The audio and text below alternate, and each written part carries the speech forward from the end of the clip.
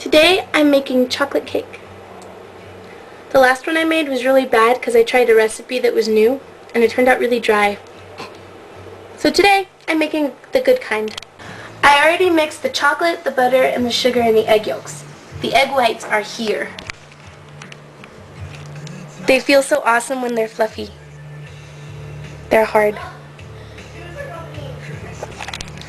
Anyway, after I finish this, I'm going to have to mix in the buttermilk with baking soda, which makes it fluffier than buttermilk usually is, and the flour. I have a secret ingredient in my cakes that makes them especially moist. I won't tell you what it is because it's secret. I have to get back to baking now. Baking is all about the process. You have to be super careful not to put in the wrong ingredients or too much of one and too little of another. However, there are some things that you can kind of just do on your own, like vanilla. This is imitation. They sell better flavors in Juarez, but I haven't been in a while. I just put in that much.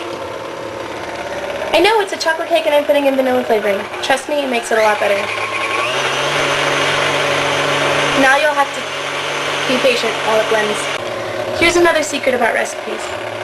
Even though a recipe may call for butter, for flour, for sugar, for buttermilk, whatever, and says that you can mix it all together, it's better to put them in steps. Put them in one at a time, mix well, add the next thing.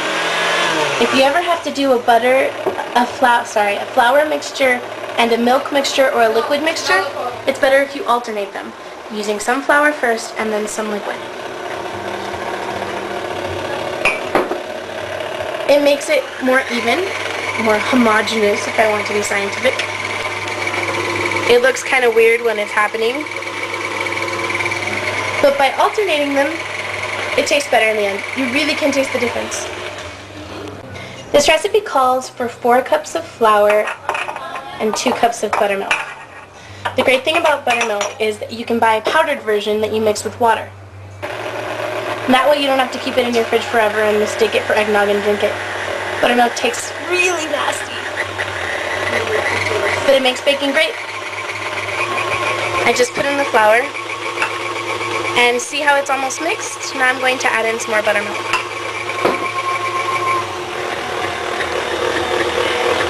Be careful not to keep it on high when you mix things in because then you make messes.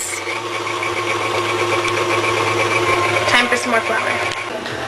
When alternating the flour and buttermilk, always make sure you begin and end with the flour or else your mixture will be too liquidy. It really does make a difference. Something else about baking, it's good to keep your workstation clean. Always clean up after yourself so that you don't have a big mess at the end. My mom hates mess. I've learned to wash as I go. Now the fun part, folding in the egg whites. You have to actually fold them in. Where's the wax paper? It makes the cake fluffier and moister when it comes out of the oven. If you don't want the cakes to stick to the pan, you need to cut out molds in wax paper on the bottom of the pan like my assistant, Frances, is doing. She's my sister.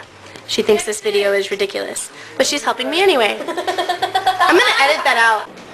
Once you've covered all the bottoms of all the pans with parchment paper or wax paper works a lot better, you can spray with cooking spray. If you don't have wax or parchment paper, don't use aluminum foil, it won't work. Grease the bottom of your pan with butter or Crisco and then put flour on it. If you're using cookie spray, be careful not to overdo it. You don't want to be able to taste it in your final product. Your wax paper should stick to the bottom a little bit, but not too much. You should still have little air bubbles in it, like that. Next, pour in the cake mix evenly in all the pans and bake. I have a relatively small oven, but you always want to be careful to make sure that the cakes are as centered in the middle of the oven as you can. However, because this oven is so small, I'm going to have to put some on the bottom, some on the top, and then rotate them when they're half done baking so they don't get too burnt on the bottom or too burnt on the top, so they'll cook all the way through. So in 10 minutes, I have to turn them. As soon as I got the cakes in the oven, I was getting ready to make the frosting, and then tragedy struck. I realized that I didn't have enough powdered sugar. So it's time to go get some. End result, pure joy.